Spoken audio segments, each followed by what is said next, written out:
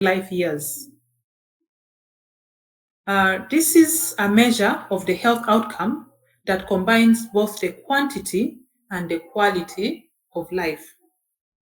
And it is calculated by multiplying the number of years of life gained by an intervention by a quality of life score.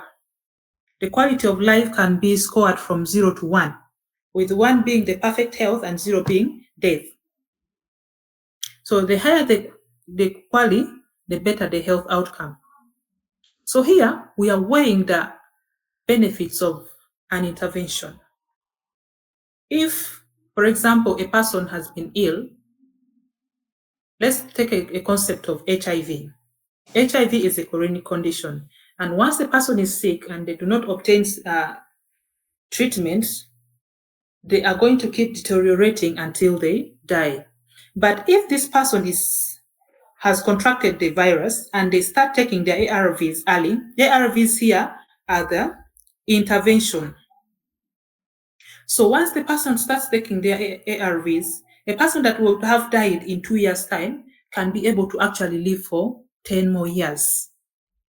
This is what we call by the quality adjusted life years, the measure of the health outcomes that combines the quantity and the quality of life.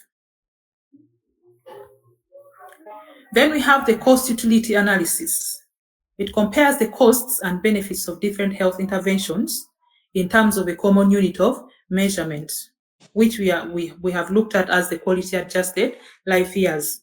So we can actually compare the costs and the benefits of different interventions in terms of the quality adjusted life years. The goal here is to determine which intervention actually provides the most health benefit per unit cost of time. Then we have types of the cost utility analysis. One is the incremental cost utility ratio. This one expresses the results of the analysis in the form of an incremental cost utility ratio.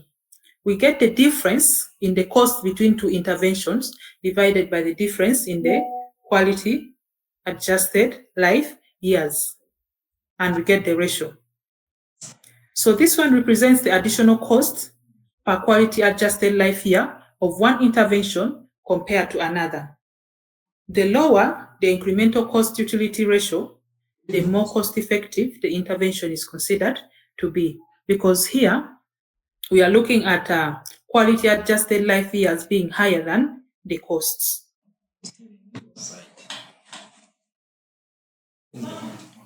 So in terms of the formula, we're having is that the cost of intervention A minus the cost of intervention B divided by the quality adjusted life years gained by intervention A minus the quality adjusted life years gained by intervention B.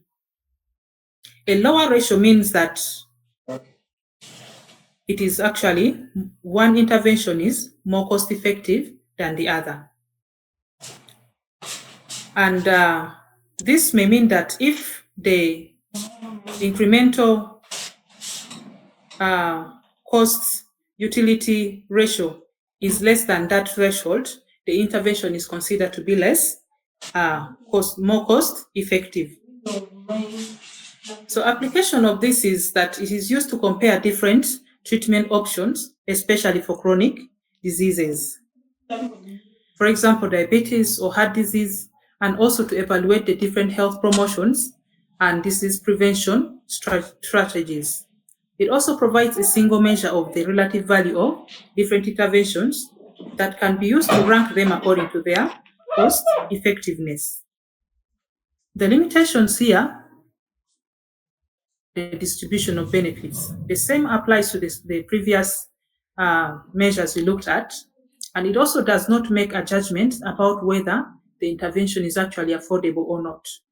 So you may find an intervention that is very highly costly, but it is actually effective. Or you may find an intervention that is very costly, but the outcome is not as great. So it is also difficult to estimate the quality of life score of an individual, which can be a source of uncertainty in the analysis.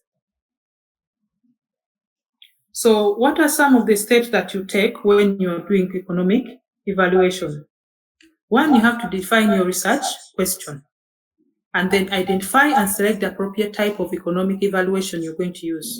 We have looked at the 3 types of economic evaluation: the cost benefits analysis, the cost effectiveness analysis, the cost utility analysis. So you choose according to the type of question that you have defined. Then you collect and organize your data, analyze the data, interpret the results, and then communicate the findings to the various stakeholders that are involved in decision making. And the key points to note here is that resources are scarce, and there has to be evidence for decisions made.